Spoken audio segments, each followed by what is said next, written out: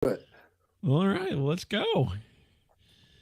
Hey, everybody, and welcome. This is Bob, and I'm having a conversation with Dominick Domasky.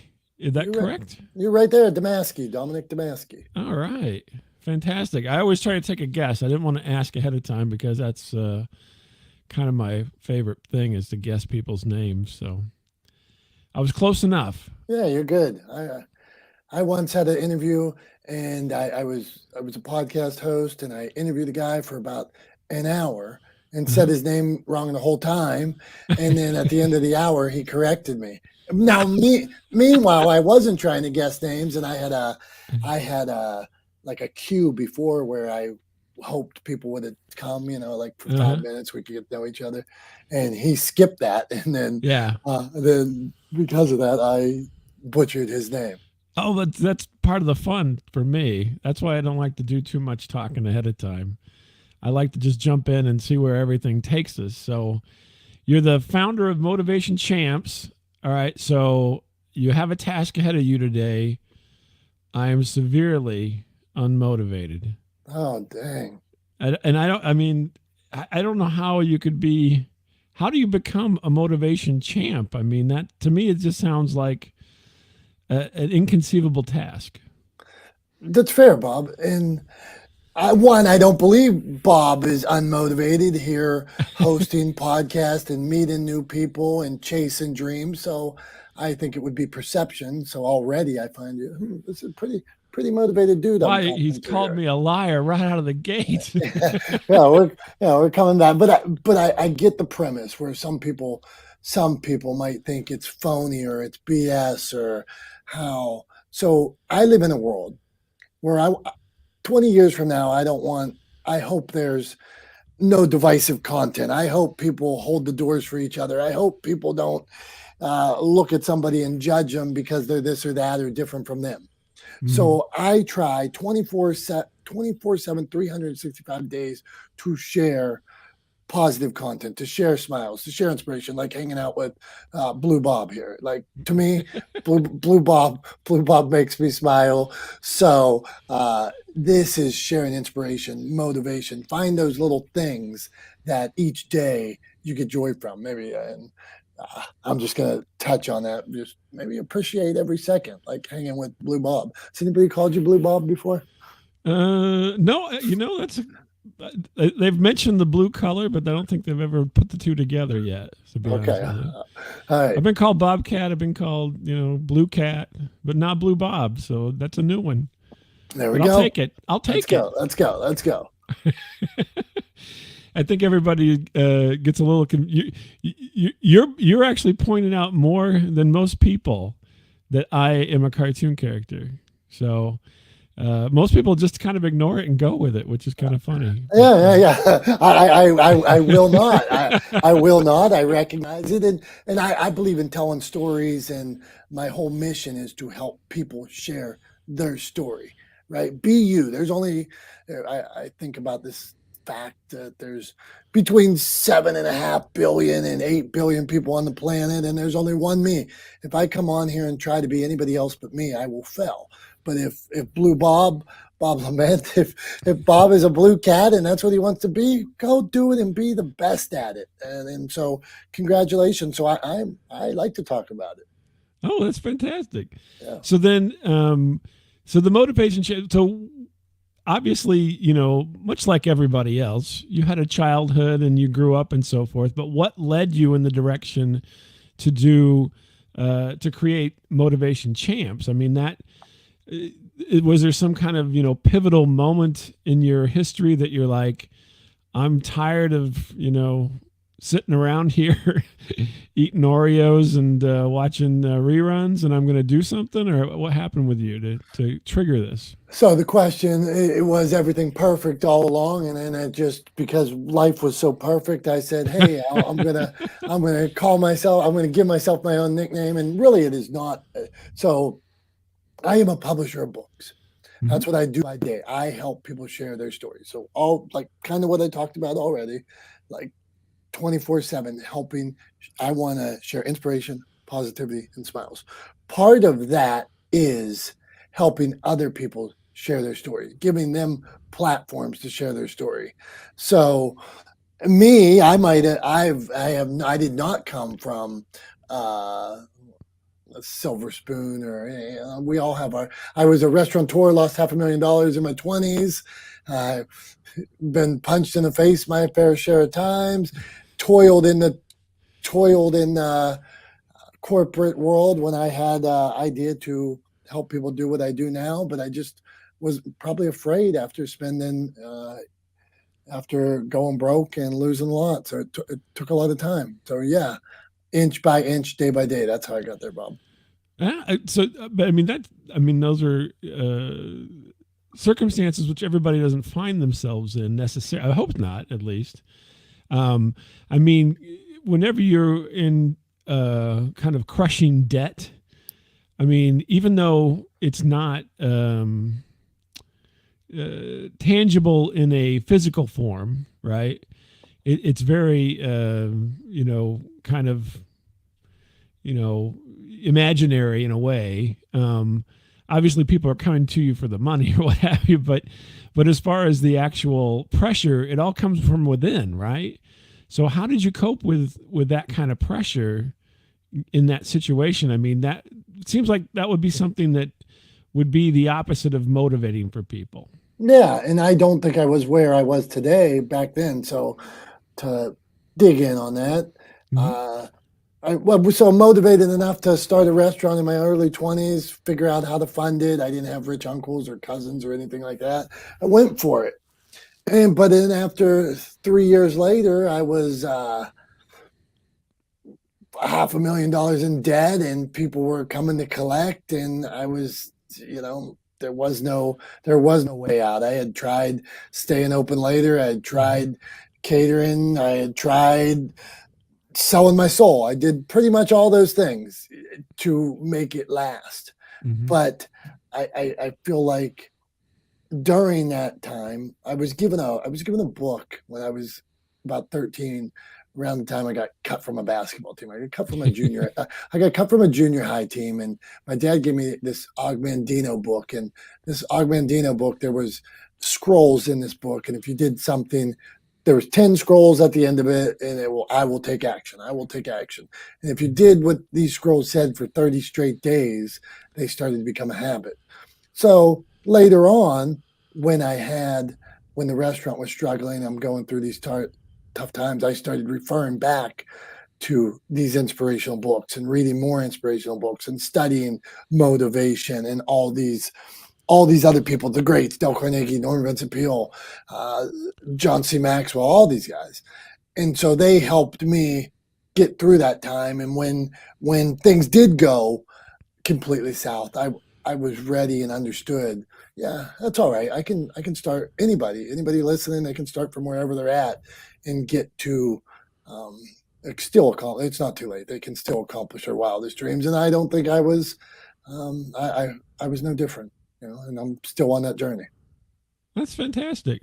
So you basically found some solace and comfort in reading all these different folks, and it gave you a different perspective, perhaps, than just I got cut from the team. Now I'm not a team mate for these, this team or whatever. I'm just the guy that didn't make it.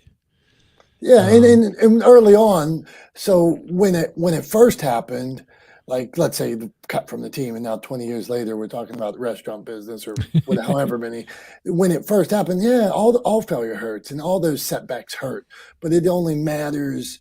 It's only over if you give up on it. So same with basketball. Like I have very little talent and very little skill when it comes to playing the game of basketball, but I did not quit and ended up playing later on for 2 years in college.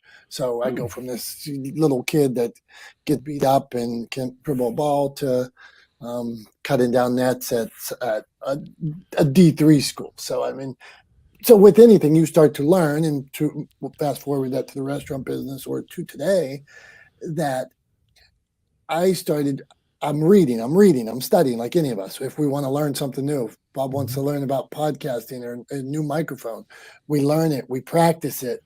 And then eventually we don't have to just refer to the manual all the time.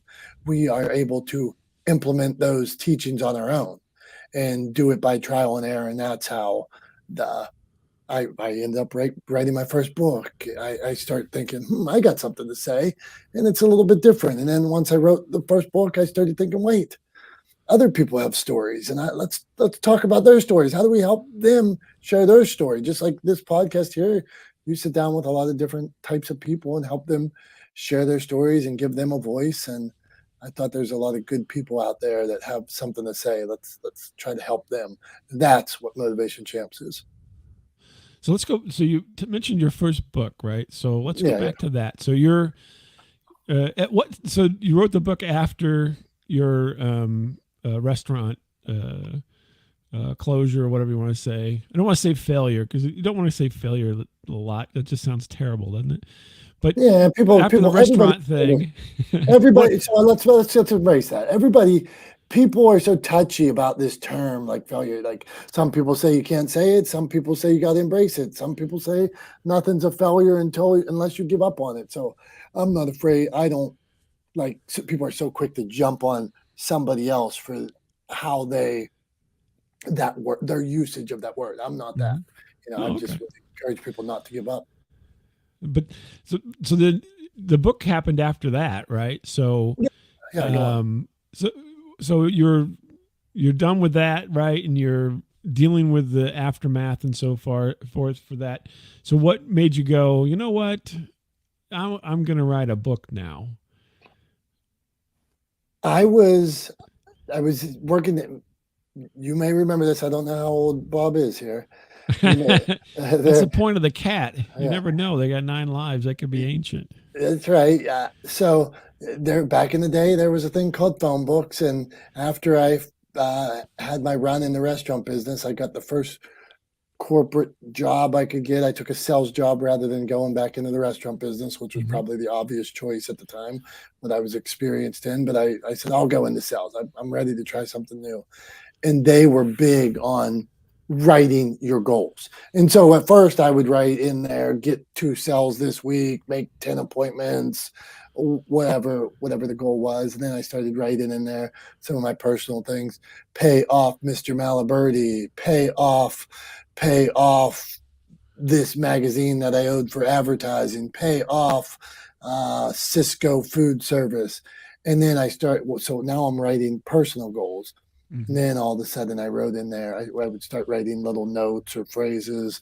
And then soon enough, I'm looking at it, studying it. And I thought, I have something to say. I got myself a little notebook. That same notebook I'm writing these goals in, I wrote on the front of it, first book. And that's how I started writing a book. And I had no idea what I was doing. I had no idea how that even worked. I just started writing. But you were selling ads in the phone book? Is that what? Yeah, I was selling phone book ads. Yep, selling phone book ads, going to little neighborhoods. They'd put you in a little neighborhood for about 4 months and then bring somebody else in, and then bring somebody else in. And we would move to another county or city for another 3 months, 6 months. That would be the next campaign. Oh, my. Yeah. That sounds tough. That sounds tougher than the restaurant business, if you ask me. Yeah, it's all a journey, and to each their own. Sometimes you could say, well, it's freedom. You're out choosing where you want to drive or how many stops you want to make. But then on the other hand, the no's and rejection. And I wrote in a different book one time that I think in sales I was told no at least 20,000 times, and you figure out that's you and anybody else that's listening that's in sales, they're probably thinking that's your next book. 20,000 no's mean yes. Yeah, the no's definitely add up, but you never know when that next yes is coming. I always think that's amazing. I've never had to do sales like that, right? I mean, nothing that where you're constantly at it like that, and you're constantly trying to attain a goal or whatever. I just think that seems so, so beyond, because you have to go through all that. And then, what do you do? How do you keep your mindset such that, you've gone, a week or something with everybody just telling you to get out of here, or I don't want to talk, I don't want to talk to you or whatever, and then you're got to get into the next week. Yeah. It seems like that would be a really tough task on a person to constantly be in that kind of mode of interaction. Well, you you have to know, you have to believe in the product, you have to believe in what you're doing. But there was definitely times where through my sales career when I was in sales, like whether in yellow pages where you had to have two sales in a week, or you could be put on a plan, or in insurance if you didn't sell so many of a certain type of policy in a year or quarter, you could be put on a plan. Or in pharmaceuticals, if you didn't, I was in pharmaceuticals too, if you Okay. didn't if you didn't sell this or this, you could be. So there is a pressure that you need to produce, and sometimes that pressure lights a fire, and sometimes it'll melt somebody. That's a good analogy there. Lights a fire and melts them. Yeah, They can't stand it. yeah. The Did you have like a go-to thought process, like whenever you kind of got down on things, where you're like, okay, I'm going to think about maybe a personal goal, or something like that that is a little more within your wherewithal, or you're just like, okay, this Friday I'm going to get a good pizza. Well, for anything, let's if we're just not going to my cells or anybody listening and going through whatever they're going through and wondering why they're doing it, I would use the words and say, remember the why. Remember, it's cliche sometimes, but why are you doing it? What was the reason? So when you think about going home early and watching some daytime soap opera, if you are willing to put in the reps, put in more time, uh, that typically with education, with work, with belief, a lot of good things will happen. So I the times do get stressful. And we had one contest where we were able to if you had so many cells in a week, you got to reach in a bag of money. But now I will and pull out as much money as you could with one A pull. handful of money. Yes. But Yeah. on that being said, that when I was on a like after all my restaurant struggles, I was on a government repayment plan for about 7 years. And there Yeah. were times where if I didn't get to reach in that bag of money, that I probably I might add $12 to last me the rest of the week afterwards, and that's for everything. So I think there Wow. was an extra effort understanding what the other side of the coin held for me. Wow. Do you think that it is helpful, or does it matter? Like if a person feels like they're unmotivated, right? They're reading your books, or coming to you. Does it matter if they have that kind of low point, or is that inconsequential? Because the low point kind of gives you that push. You're going to go one way or the other, right? And then when you're Yeah. at the low point, you're like, okay, I guess I got to go the other way now. If you're not in that situation, does that matter to the person? Do they have to hit a low point in order to bounce back and become more motivated? Well, you open up a lot of questions there. And they say that rock bottom is the most solid foundation to build upon. But I am also a believer. So wherever you're at, I really believe wherever you're at, your next decision, whoever is listening right now, your next decision can change it all. It's not going to change. It's not going to change it all instantly, but it starts you on the right trajectory. So if you decide today, yeah, I no longer accept this. From this point forward, this is my foot in the sand. I no longer accept this. Okay, so that changes how how people talk to you, how what you receive, what they're saying, the effort you make today, and the effort you make longer because tomorrow, because you've chosen. I now it's going to take a week from now. You're going to be tested, and these things are going to come back to you. But you, for the reason that you wanted this, and this, I don't accept this anymore. And I think that would be a good starting point. Now, and this is a little bit, but what about people who are addicted? Yeah. Right. So motivation is a huge factor Yeah. Yeah. with Yeah. Yeah. people who are addicted to things because they are motivated towards the addiction, and you can't necessarily do that because it could be detrimental, right? Yeah. And So you have to I, be motivated in another direction. So I mean, I don't know why I thought of that, but I was just thinking when you were talking, I was like, well, what if, because whenever you say rock bottom, probably is what triggered it in my head, is a lot of people use that term in relation to some type of addiction, either drugs or mhm. alcohol or something, Yeah. and that becomes a factor in your motivation because it seems like the addiction becomes more motivating than other parts of your life. Um, do you talk about that as far as your Well, books and so forth? I would like to just preface for anybody going through those ups and downs and struggling with those types of addiction. I wish them only the best, and I support their journey and wish them hope. But it is not something. I am not a physician or qualified Sure. to touch on that in any way. So no, Well, my my but lack my of motivation kind of goes hand in hand, oddly enough, with addiction because the yeah. person, like, if we just took your situation, if they had a proclivity to drink with this restaurant situation, they may just start drinking after that. You know Mhm, what I mhm. mean? More heavily than they would before. But anyway, we're No, getting it's off too far interesting. off topic. I No, don't no. know. Well, here I'll throw one back to you because there are a lot of times where there are two twins that would necessarily have the same. They would have the same. I think a twin has the same DNA. Maybe they do. Maybe they don't. But and they and it. Identicals, I think, but not fraternals. Okay, so Yeah. in some situations they could have the same upbringing and go completely different Oh ways. yeah. Yeah. So their dad could have been an alcoholic. One decides to follow in their footsteps. The other decides I'm never going to touch that alcohol again. So Oddly enough, it's that could be genetic as well. It's yeah, funny you mentioned that. super Al- complex.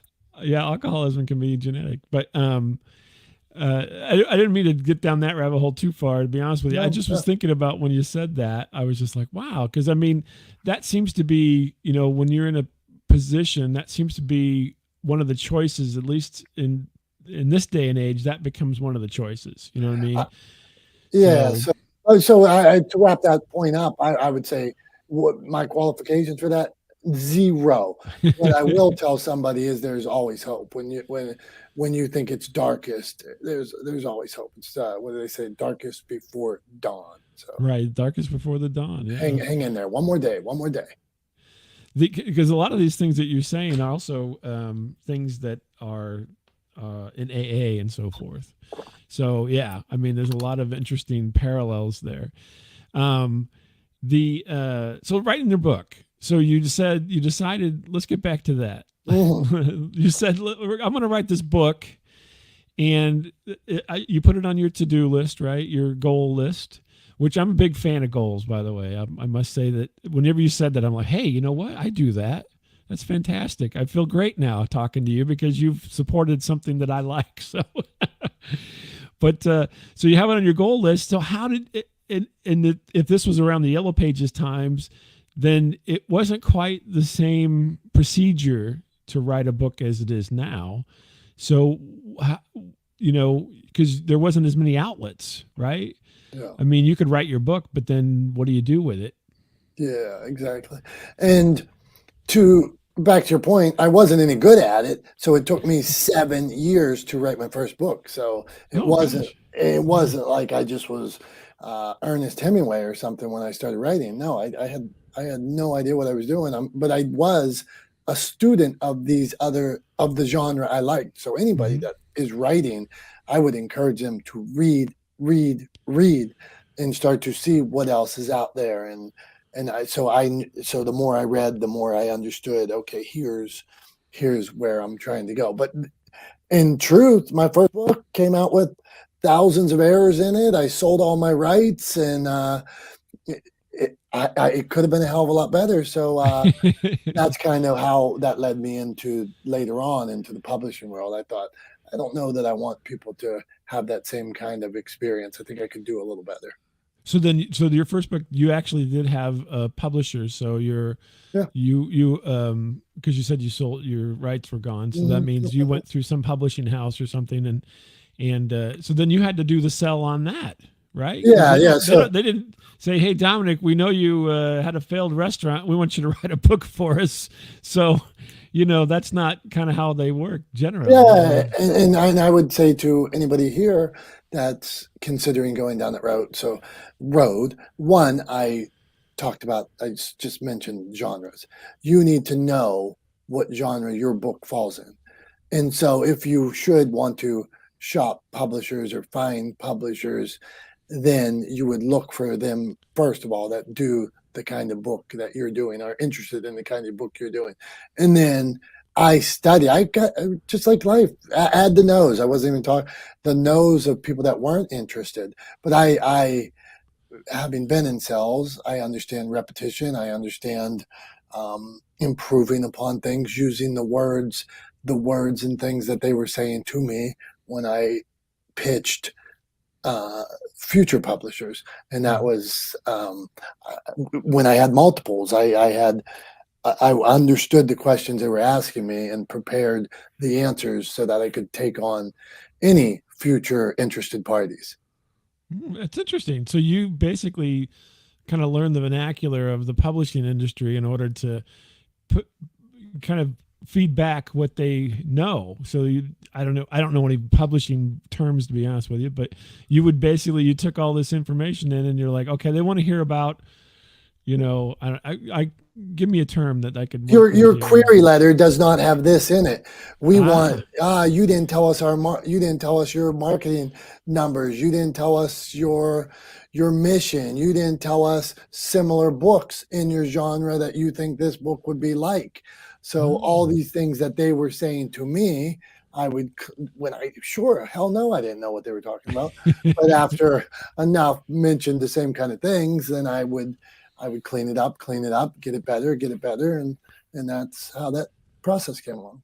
That's interesting because I suppose that everybody kind of does it a little bit because you get involved in different areas of work or whatever, and you pick up on the terms, right, and then you start using the terms. But Hmm. you did what I would call essentially a sped up process because you were like, okay, these are the terms I need to act like. I mean, I need to know these terms, not necessarily act like I know, but I need to know these terms and I need to spit these things back out to them so that then they go, oh, he knows these terms. He's answering these questions. He Yeah, the knows. other publishers are saying this, and then even later on in the deal making process, once it got to the point where somebody was going to pay for all the costs and things like that, I would.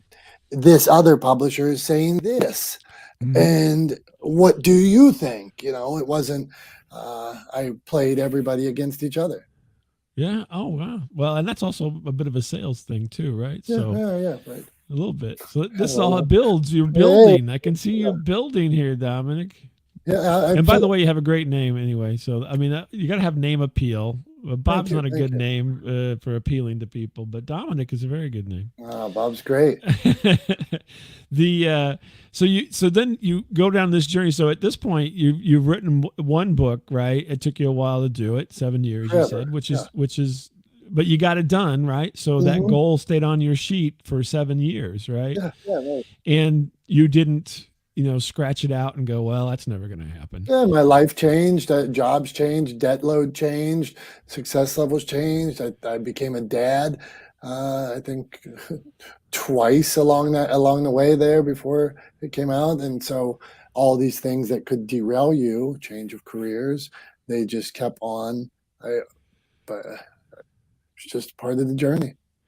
Yeah, well, that's the hard part. Having kids really slows you down. Not that it's a bad thing when I say that, but all your extra attention, any extra attention you had before, goes right to the kids. So you don't get to have your freewheeling, young life Yeah. if you got kids in the house that you're dealing with. So And that's always a tough thing. yeah, so let's tackle that because I'm sure people are dealing with that kind of thing right now. Well, I believe in extending the day. So my cheat code to somebody that has whatever goal would be extend the day a little earlier, extend the day a little early later. If you're soccer mom dropping your kids off at school, maybe you're able to, maybe when you're in the car line, you're able to dictate into your phone about whatever the goal is. Maybe you're able to research things on Google while you're at lunch during your day job. So I don't think you have to, right? I can only do, you might not be able to spend hours every day, but you probably could spend minutes in some way. Mhm. That's interesting. So extend your day would be one of those things that you're like, Hmm. you know, and do you think that doing stuff like that, doing extending your day is that kind of helps you keep your motivation by showing progress, and then the progress then keeps you interested? Well, that's a very astute, and I had never put it so clearly, but absolutely. If you're able to do, can I do one thing? Somebody here today, can Yeah, I well, you do, need more words for the book, so I yeah, don't have to worry about that right now. can I do one But thing today that moves me closer to my goal? Sure, you can. I Googled something today. I told a friend that I'm going to work on this. When my husband and the kids went to bed, I looked up how to start a podcast, whatever it is you want to do. Yep. I oh, think that's there's, interesting. minutes. A quick aside, long time ago, they used to give away website addresses free for a year sometimes. So like you Hmm. could say, okay, whenever they were coming out with, they'd be like, you want to get a .net. They'll give, the provider would say, you can get a .net for free because you're a customer. And I made one called One Thing Done. And every day I said, I got one thing done. And then I would just, and it was just kind of a spoofy kind of thing at the time. And I made a little website anyway, but here's my one thing done. And so I didn't pay for it. So whenever the year was up, I let it drop. But Yeah. it reminded me of that when we just were talking about that. Yeah, I got one thing done today. And it used to be kind of a, where I was working at, it was always kind of a thing. Did you accomplish anything today? Yeah, I got one thing done. Yeah. But that actually is cumulative, right? So in respect to motivation and so forth, then that would be a cumulative thing. You get your one thing done, and then by the time you get through the week, hey, guess what? You got 7 things done. Yeah. So Even if I was talking to somebody about working out, or let's say somebody told me they want to work out, mhm, uh, I would say go do one push up. And yeah, well, I can't do one push up. Well, start on your knees then. Or, mhm, but if I said, I want you to do one push up every day this week, or every day for, if I said one push up every day, I guarantee once somebody got their shoes on, once somebody got down on the ground, they mhm, would not stop at one push up. And then cumulatively, let's say they did three, five, 10, right? Those numbers are going mhm. to add up, but it all starts by, like you said, doing that one thing. That's fantastic. Very interesting. So let's move forward a little bit. And so you're working. It took a while to get the first one out, Yeah, go and you're on. doing other things. So how long did it take before you got your second book out? Shoo, you ask good questions here. So first book comes out about 2013. I'm in the insurance business at the time. I'm Mhm, already speaking, talking to more people. What motivation champs were in the beginning of understanding that I didn't want it to be about me. I thought that there was a lot of people out there, to what you asked at the beginning of the interview. Like the motivation champs is not me. mhm, It's people sharing their story. It's a mom that wants to share that her kid got an A. It's a dad that wants to share he got a new job. It's somebody writing a book that wants to tackle domestic abuse awareness. So those are all the people sharing their stories. So as I'm speaking back to, so I launched the first book. I start talking about it. I get more comfortable speaking about it, sharing stuff on social media. And then once I start speaking, people start coming up to me and saying, I have a story. Listen to this story about my grandson. Listen to this story. I want to write a book. And I started thinking, they have a story. I'm trying to help people share this inspiration, this motivation. If I help other people do it, then it definitely isn't about me, because more people could do it, and I don't have to put a limit.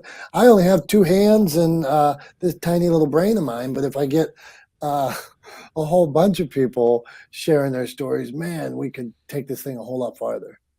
So you look at Motivation Champs as a team. Yeah. So everybody becomes part of the team essentially, and as they become part of the team, then it grows and it spreads, and then more people can tell their experiences. Absolutely. They are the champs. All these people that, whether it's, if you like put the @ sign in and put Motivation Champs, you'll find us all over the internet and sharing these stories that hopefully make people say, yeah, I'm going to smile today. There is some good out in this world. I'm going to open the door for somebody. So that's the hope. That was too many that's, but that is the hope. Look at that. It says at Motivation Champs. You can look it up on the socials there. But that's really interesting. So then you get to your second one, and your first one was probably a little bit more of a personal book, and you wanted to get it out, right? It took a while, and then now you're looking at this more as a team effort. And then when do you? So I guess at this point do you have like a regular day job, or is this what you're doing now?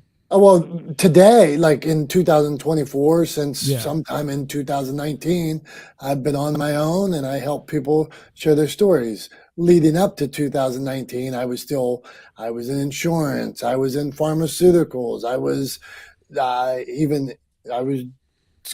doing more side stuff with Netflix and Amazon and things like that. So, it was all part of the journey. And so then now you're kind of on your own, I suppose you would say. Although if it's a team effort, you're not really on your own. But a lot of teams, yeah. So we just hosted a big event this weekend in Chicago called Creative Con, and had creators, podcasters, publishers, people in production from all over the globe come in, people that want to share their story in different capacities, and we were one of the sponsors. And so, no, I'm not alone. There's so many people with these stories that can help somebody else. Right now there's somebody out there looking for your story. They're combing a bookshelf, they're scrolling the internet, looking through their podcast, and they can't find the message that you have, that you're about to share. And if you develop it, you can be their answer. So I just try to help people share that. Lord help those folks if they find it. But thank you for the encouragement. Yeah, there you go. No, I'm just joking. So Chicago. So are you in the Chicago area? I guess I ask you that now. No, I'm out of Pittsburgh. Oh, okay. But you were part of this Creative Con in Chicago. Yeah, it was the first Creative Con. Yep. Oh, I haven't heard of that. So I'm anxious to know more about that since you were a sponsor. What drew you to it? Besides, I mean, obviously the stories and stuff, but was there any other aspect of it that drew you into it? Well, one, I'm one of the founders of it. Oh, okay. So I'm in, man. So what really drew me to it is, like, I help people write books. I believe in social media, as I've said, but as an author, I'm hanging out with Blue Bob the cat today, and I think that you need to be able to share your story multiple ways. One form of media is not correct. So somebody could write a book and think, well, I don't need to be on social media. I don't need to be on podcasts. I don't need to do all these things. Well, you do. And as Bob is a podcaster, and Bob still has to write. It says at Motivation Champs here. It says a conversation with Dominick Domasky. I read some of his other descriptions on shows that he had. So Bob does need to understand writing and all these different forms of media, promotion. So that was what it was about, figuring out that these are really storytelling forums. And there's different ways. There isn't one best way to tell a story. Sure, I would say, yes, it's the book. You would say, yes, it's podcasting. But there's a mutual a mutual respect, and there's a place for all voices. Oh, that's interesting.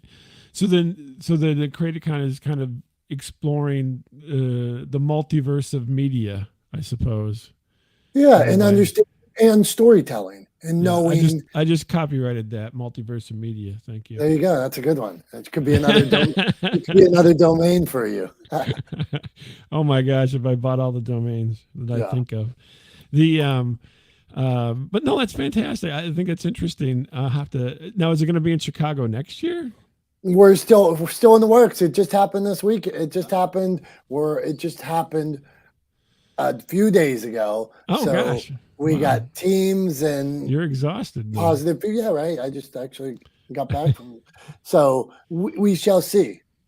Oh, okay. Are you going to move it around, you think, or you still haven't decided, I guess? Yeah, still haven't decided.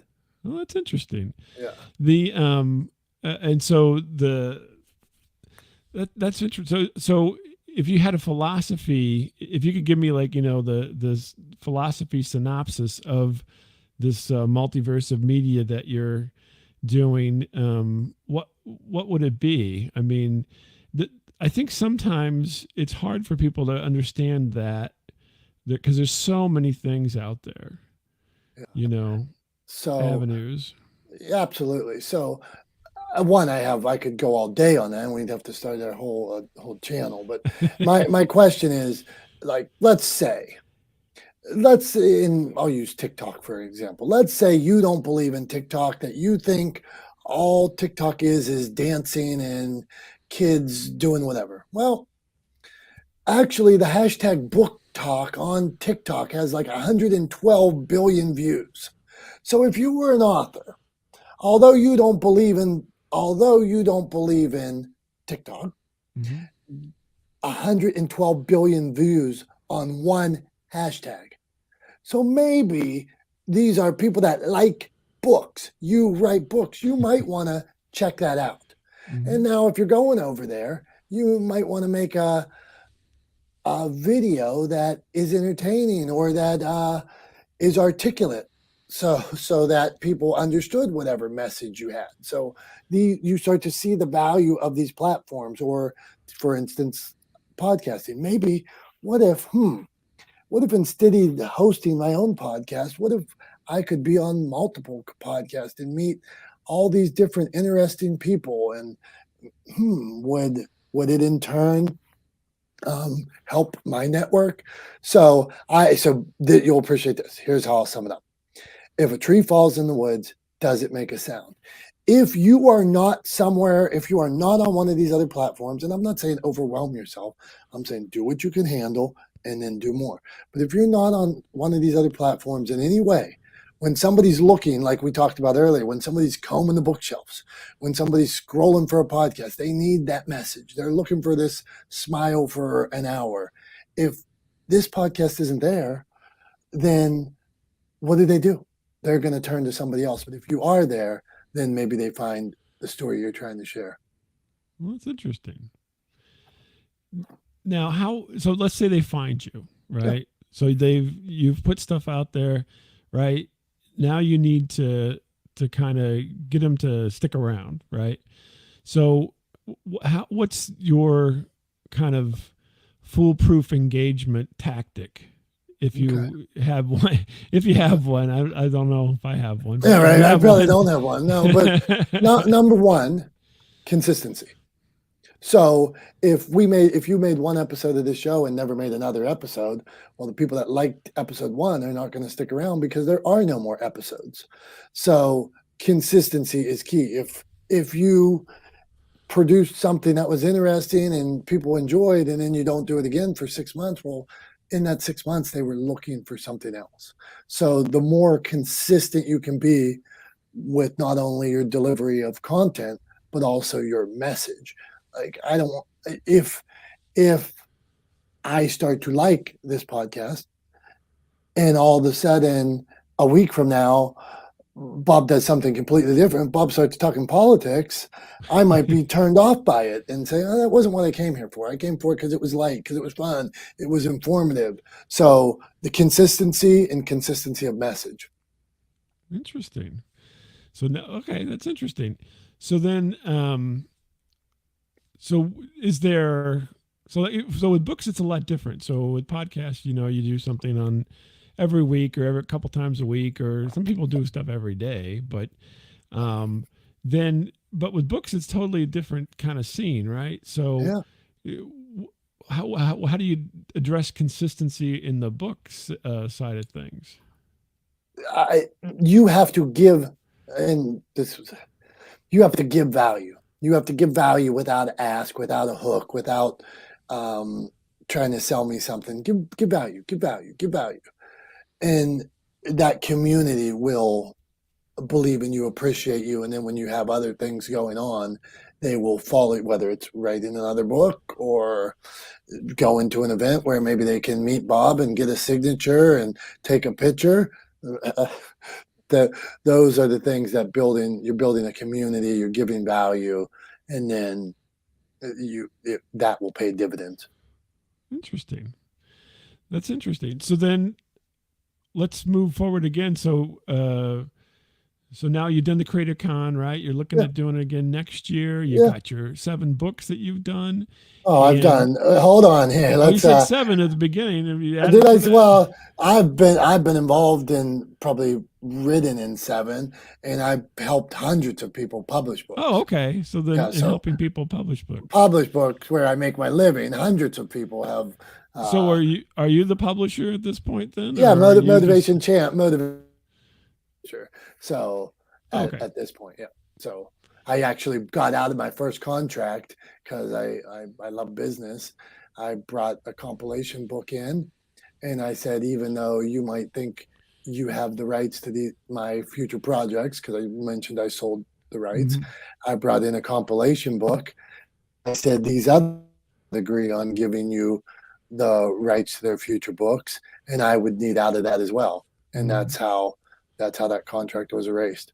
Oh, okay. So then you're helping folks get to do the publishing and so forth. So Yeah. then how do they I mean, obviously we have the hashtag up there and so forth, but so if they come to you, then what's the first step? One, first step's a conversation. Where do they want to go? Where do they want to be in 5 years from now? But the question is, we take them from thought in their head or piece of paper to their published author. They're out giving speeches. They're on Barnes and Noble. They're in Staples selling books. They're in Barnes and Noble selling books. Their books are at Walmart. Their message is clear. They're taking the stages of places like Creative Con. So we take them from spark or idea how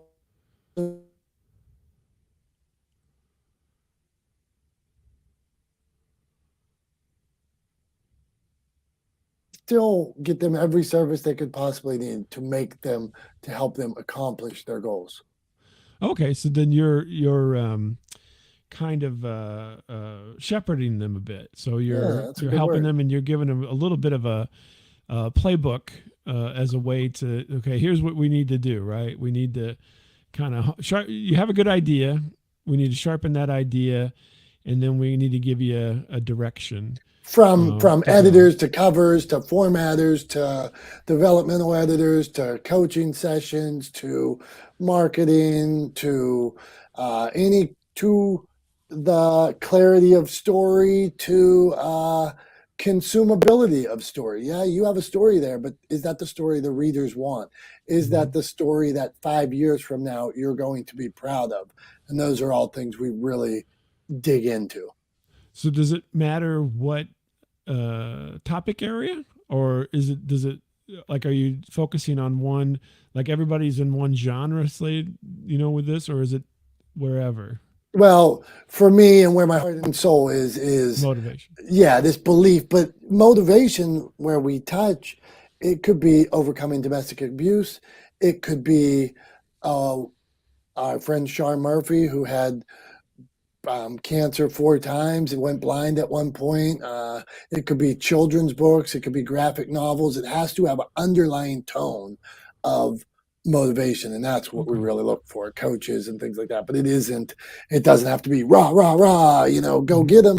It can be, but that's not. I mean, I have coaches and fables and things like that as well, but it Oh, I isn't was just all. thinking you said fables because what came to mind when you said that. It's like if you look at Aesop's fables or morality tales, so you're looking at motivation tales, and so it's Absolutely. kind of the same area. I mean, as far as you're trying to, you don't necessarily need to beat people over the head with it. Yeah.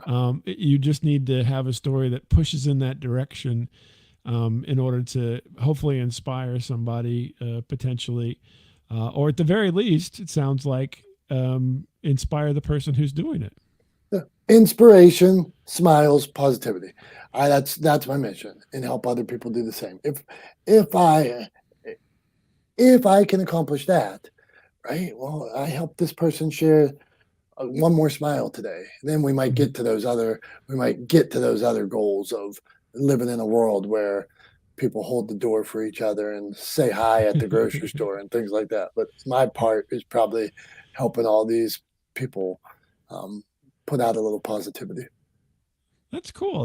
That's fantastic. I mean, you're right. I mean, I'm the person who's always smiling and holding the door, and the world doesn't necessarily